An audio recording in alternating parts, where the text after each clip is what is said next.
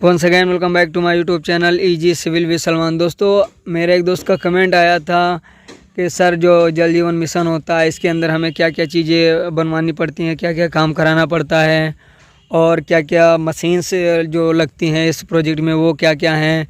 तो इस वीडियो में मैं आप लोगों को इस प्रोजेक्ट के अंतर्गत जो भी जितना कुछ बनता है वो सारी चीज़ें मैं इस वीडियो में आप लोगों को क्लियर करने वाला हूं। तो वीडियो को लास्ट तक ज़रूर देखना और अगर आप अभी नए हो तो चैनल को सब्सक्राइब ज़रूर कर देना, क्योंकि मैं आप लोगों के लिए जल जीवन मिशन से रिलेटेड बहुत सारी अपॉर्चुनिटीज़ आपको बताता हूं और साथ ही साथ उसका जो नॉलेज होता है वो भी आप लोगों को बताता हूं। तो चलिए बिना किसी देरी के वीडियो को शुरू करते हैं। तो दोस्तों, जैसा कि हमारा ये कैंपस है, ठीक है, आपको जल जीवन मिशन के अंतर्गत एक कैंपस तैयार करना होता है जिसमें हमारी बहुत सी चीज़ें होती हैं। मैं आपको अभी अंदर दिखाऊंगा क्या क्या चीज़ें आपको बनवानी पड़ेंगी। सबसे पहले हम लोगों का क्या होता है, यहाँ से मेरा मेन पाइपलाइन गया हुआ है। ये आप देख सकते हैं ना, ये पाइप इस गांव के अंदर गया हुआ है। इस पूरे गांव में जो है ना, ये डिस्ट्रीब्यूशन लाइन का जो एसडीपी पाइप्स होती हैं हमारी वो फैली हुई हैं, ठीक है। पूरे गांव से आप पाइप डाल के लाएंगे। उसके बाद आपकी जब कैंपस बनाने की बारी आती है तो कैंपस में आपको फर्स्ट ऑफ ऑल आपको बाउंड्री वाल बनानी पड़ती है। बाउंड्री वाल कैसे बनाते हैं, आपको बोर का बोर दिया गया होगा, ठीक है। जो हमारा पंप लोअर होता है उसका बोर होता है, वहाँ से आपको डायमेंशन दी जाती हैं। उसके अकॉर्डिंग जो गेट होता है बाउंड्री वाल का वो गेट फिक्स होता है। हमारी ओएसटी की जो लोकेशन होती है वो भी उसी के अकॉर्डिंग फिक्स होती है, ठीक है। हमारे जो सोलर पैनल्स होते हैं उनकी भी जो ट्रू डायरेक्शन होती है वो ट्रू साउथ होती है हमेशा, है ना। तो वो भी चीज़ ध्यान में रखनी पड़ती है। ओएसटी हमेशा पैनल्स के पीछे रहती है ताकि जो ओएसटी की शैडो है वो पैनल्स पे ना आए, ठीक। तो अभी हम लोग बात कर रहे थे कि हमें सबसे पहले फर्स्ट ऑफ ऑल हमारा पंप लोवरिंग हो जाता है, ठीक है। उसके लिए हम लोगों को जो भी टेस्ट वगैरह रहते हैं वो करने के बाद हमारा पंप लोवर हो जाता है। उसके बाद हम लोगों की ये बाउंड्री वाल हम लोग आप देख सकते हैं, बाउंड्री वाल बनी है जिसमें क्या है, ये ग्राउंड लेवल तक 9 इंच आता है। उसके बाद से ये हमारी 4 इंच का पैनल अल्टरनेट रहता है। ये पैनल उस फेस पे रहेगा 9 इंची के, तो दूसरा पैनल इस फेस पे रहेगा, ठीक है। ये आपको बाउंड्री वाल बनाती रहेगी और प्रत्येक 3 पैनल के बाद, ठीक है, 1 2 3 पैनल के बाद या 10 पैनल के बाद आपको एक जो हमारा कंस्ट्रक्शन जॉइंट होता है वो प्रोवाइड करना रहता है, ताकि हमारी जो वाल्स हैं ना वो उसमें क्रैक ना आए और वो प्रॉपर स्ट्रेंथ गेन कर लें, है ना। तो आपको 10 पैनल के बाद आपको एक कॉन्ट्रैक्शन जॉइंट देना है। ये जैसे यहाँ पे जॉइंट हो रहा है तो यहाँ पे 2 इंच का एक कॉन्ट्रैक्शन जॉइंट, मतलब ये दीवार यहाँ तक और उसके 2 इंच गैप छोड़ने के बाद आपकी ये दीवार बनेगी, ठीक है। तो ये बाउंड्री वाल हो गई। फिर उसके बाद हम लोग इसमें क्या बनवाते हैं, ये पंप हाउस। पंप हाउस का साइज़ हमारे 2 टाइप के साइज़ होते हैं। एक हमारा होता है 2.5 इंटू 3 मीटर का और दूसरा जो साइज़ होता है वो हमारा 3.6 इंटू 3 मीटर का। तो ये हमारा जो पंप हाउस है ये 3.6 इंटू 3 मीटर का ये हमारा पंप हाउस बना हुआ है, ठीक है। जो स्लैब रहती हैं वो हमारी ये जो बरामदे की स्लैब रहती है 2100 की हाइट पे रहती है और जो हमारी फाइनल स्लैब रहती है वो हमारी 3 मीटर की हाइट पे रहती है, ठीक है। तो ये पंप हाउस आपको बनाना रहेगा। इसका भी मैं आप लोगों को एस्टिमेशन बहुत जल्दी बनाने वाला हूँ। 1-2 दिन के अंदर इसका एस्टिमेट बनाऊँगा कि आपको कितना इसमें ब्रिक लगेगा, कितना सीमेंट लगेगा, वो सब कुछ इसके वीडियो में मैं सेपरेट बनाऊँगा, ठीक है।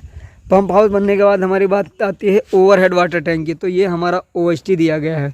ओएसटी की लोकेशन जो होती है ना, हमेशा जो हमारा पंप हाउस होता है उसका क्लोरीन रूम के फेस में ओएसटी आएगी, ठीक है। क्योंकि यहाँ से हमारी कुछ मशीन्स लगेंगी इसके अंदर जो कि पानी को क्वालिटी को इन्हेंस करेंगी। तो वो उसका जो डायरेक्ट लिंक होगा वो हमारा क्लोरीन रूम से होगा, ठीक है। तो ये क्लोरीन रूम के फेस पे हमारा ओएसटी रहेगा और जो पैनल्स हमारे रहेंगे वो हमारे हमेशा ट्रू साउथ में रहेंगे। जैसा कि ये हमारा अभी पेड़ का शैडो आ रहा है इस पर, तो ऐसे आपको पेड़ अगर जो है उनको झड़वा दीजिए या झड़वाना पड़ेगा ताकि हमारा जो मॉर्निंग से लेके इवनिंग तक हमारे पैनल्स पे प्रॉपर जो है सनसेट और सन की जो लाइट है वो पड़ती रहे, ठीक है। तो ये चीज़ अब पैनल को कैसे डिसाइड करेंगे, हमारा एक पैनल हमारा 545 वाट का होता है। उस हिसाब से हमारा जितना भी पावर होगी इसके मोटर को चलाने की जितनी पावर होगी, जैसे सपोज दैट वो 13 किलोवाट है तो 13 किलोवाट को हम लोग 550 वाट से डिवाइड कर लेंगे तो नंबर साहब हमारे मॉड्यूल से आ जाएंगे, ठीक है। तो उसी हिसाब से ये इनकी मार्किंग करते हैं ये लोग। इसकी जो टेबल आती है वो हमारी 2 बाई इसकी जो टेबल आती है वो 10/2 की आती है। और जैसे भी टेबल ये लोग एडजस्ट कर लेते हैं, ठीक है।